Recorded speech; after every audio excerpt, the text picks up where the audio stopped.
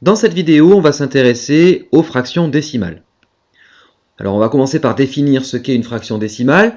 Une fraction est décimale si son dénominateur est 10, 100, 1000, etc.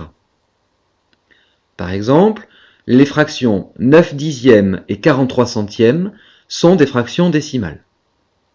Comme toute fraction, on peut placer les fractions décimales sur un axe gradué.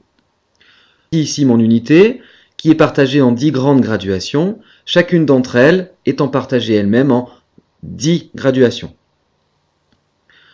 Ici, on a donc un dixième, et 9 dixièmes se situe là. Mon dixième est partagé en 10, donc j'obtiens des centièmes, donc la graduation ici c'est 1 centième, et je compte mes 43 centièmes qui sont ici. Voici ici la position de 43 centièmes. Une fraction décimale peut se décomposer sous la forme entier, un nombre entier, plus une fraction décimale inférieure à 1, ou bien sous la forme d'un entier, plus d'une fraction exprimée en dixième, plus une fraction exprimée en centième, plus une fraction exprimée en millième, etc. Alors dans notre exemple, 457 centièmes est égal à 4 plus 5 dixièmes plus 7 centièmes. Ou encore, 457 centièmes, c'est 4 plus 57 centièmes.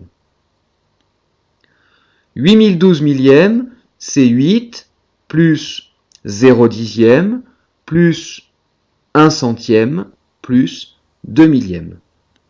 Ou encore, 8012 millièmes, c'est 8 plus 12 millièmes.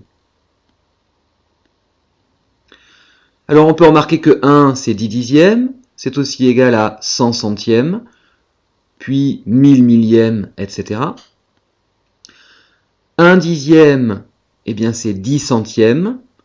10 centièmes ou 1 dixième, c'est 100 millièmes, etc.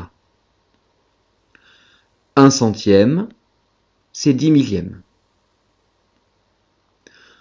Sur l'exemple de tout à l'heure, on a donc que 9 dixièmes est égal à 90 centièmes, et que 43 centièmes, eh bien c'est 0 plus 4 dixièmes plus 3 centièmes.